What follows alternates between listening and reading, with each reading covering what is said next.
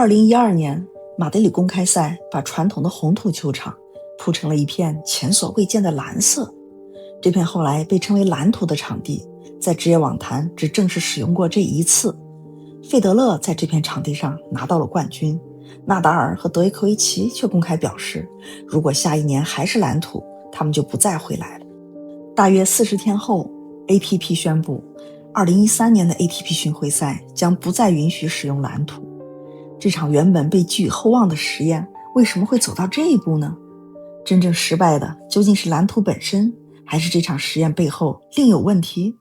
一杯咖啡的时间，聊聊网球里的那些事儿。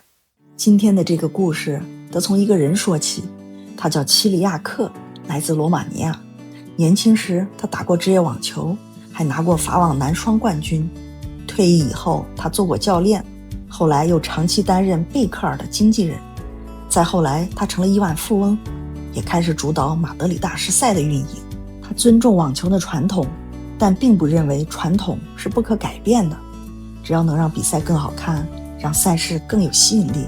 他愿意尝试很多别人不敢做的事情。2004年，他曾经在马德里用成年模特替代传统球童，引起了巨大的争议。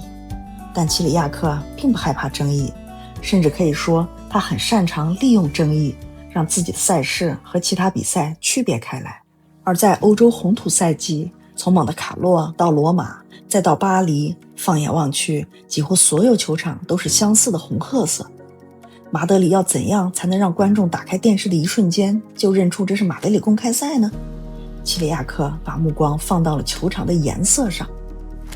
在此之前，美网和澳网已经陆续把硬地球场改成了蓝色，黄色网球在蓝色背景下更加醒目，新的配色也很快被电视观众接受。齐里亚克还拿出了一组测试数据，黄色网球在蓝色背景上的视觉对比度比传统红土至少要高出 15%。 齐里亚克于是决定把同样的思路带进红土赛季，为马德里铺设一种全新的蓝色场地。更巧的是，蓝色正好也是赛事冠名赞助商的品牌色。电视转播、赛事辨识度和赞助商的品牌在这里形成了高度的重合。蓝土并不是把普通红土直接染成蓝色，传统红土球场的表层主要由烧制后的红砖粉构成，它的红色来自其中的氧化铁。制作蓝土时，先从原料中去除这些红色物质，制成白砖，再经过烧制、粉碎和筛选，最后染成蓝色，铺到球场表面。2011年，马德里公开赛正式宣布，下一届比赛将全面启用蓝土。但比赛还没有开始，反对的声音就已经出现了。消息公布以后，费德勒的态度很明确，在他看来，红土还是应该保持原来的颜色，毕竟草地不会突然变成橙色，把红土改成蓝色，同样让他觉得有些奇怪。纳达尔随后也公开表达了不满，对他来说，红土背后有着自己的历史和传统，现在仅仅为了让电视画面更加醒目，就把它换成另一种颜色，这样的理由很难让他接受。他还半开玩笑地说，希望以后不要再有人让他去打什么蓝色草地。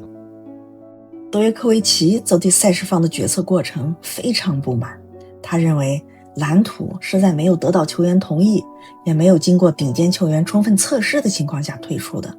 真正要上场比赛的人意见却没有受到足够重视。也有人并没有把这件事看得那么严重，莎拉波娃就认为颜色本身并不是关键，蓝土在电视上的视觉效果确实很好，但真正影响比赛的是场地上的土量和球的弹跳，球员需要适应这些变化，而这对所有人都是一样的。面对这些质疑，齐里亚克没有退让，他说纳达尔和费德勒都是伟大的球员，他尊重他们的意见，但尊重他们并不意味着球员说什么赛事方都必须接受。在齐里亚克看来，球员现在不愿意接受，只是因为还没有真正体验过这种场地，等他们亲自打过几场比赛，也许就会改变想法。当时没有人知道蓝土究竟会给比赛带来什么，所有的争论都只能等到比赛真正开始以后才会有答案。2012年5月，蓝土终于迎来了正式的比赛，但球员一上场，很快就发现这片球场和他们熟悉的红土不太一样。球场表面非常湿滑，球员在急停、变向和横向移动时，很难像在普通红土上那样控制身体。红土上最常见的滑步，在这里反而成了一件充满风险的事儿。可奇怪的是，正式比赛开始前1周，场地还不是这个样子。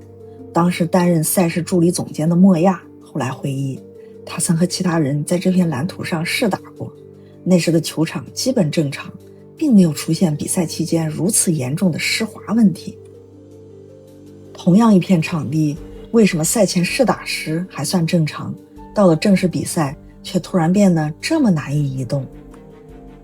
赛后的检查发现，问题主要出在球场的铺设和维护上。施工过程中，场地下层被压得过于紧实，铺在上面的蓝色颗粒很难牢牢附着。随着比赛进行，这些颗粒逐渐松动，像一层细沙浮在坚硬的地面上。开赛前的降雨和气温变化，再加上工作人员在场地表面使用了盐，又进一步加剧了问题。最终，球员面对的是一种非常反常的场地，下面坚硬而光滑，上面却覆盖着一层松散的颗粒。他们很难判断每一步究竟会稳稳停住，还是继续滑出去。很快，这种不确定就真正影响到了比赛。德约科维奇的第一场比赛，对手是一名从资格赛突围的西班牙球员，却仍然打满了3盘。艰难过关后，德约在采访中开玩笑说，下一场比赛他要么穿足球鞋上场，要么去请动作明星诺里斯教他怎样在这片球场上站稳。随后，纳达尔也遇到了麻烦。面对此前13次交手从未战胜过自己的沃达斯科，纳达尔在决胜盘5-2领先后，居然连丢5局，第一次输给了这位同胞。1/4决赛，德约也败给了蒂普萨列维奇。赛前反对蓝土最强烈的2个人，就这样提前离开了马德里。有人因此把他们对场地的批评与比赛失利联系在一起，但2人其实在比赛开始前就已经公开反对蓝土。德约更是在赢下第一场比赛以后，依然在批评球场。费德勒起初也反对蓝土，但他最终适应了这片场地。他的晋级之路也是从一场苦战开始。第一场面对拉奥尼奇，他直到决胜盘抢七才艰难过关。此后，费德勒一路打进决赛，并在先丢1盘的情况下逆转博蒂奇，最终拿下了冠军。由于 ATP 巡回赛此后再也没有使用过蓝土，费德勒也成为了唯一一位在蓝土上夺得大师赛男单冠军的球员。女单方面，小威在决赛中击败阿扎伦卡拿下了冠军。他认为这片蓝土和普通红土并没有太大区别。这届马德里公开赛结束大约40天后，时任 ATP 主席德鲁伊特公布了决定，2013年的 ATP 巡回赛不再允许使用蓝土。他在声明中解释， ATP 并不反对创新，蓝土出现在电视画面中确实可能让黄色的网球更加醒目，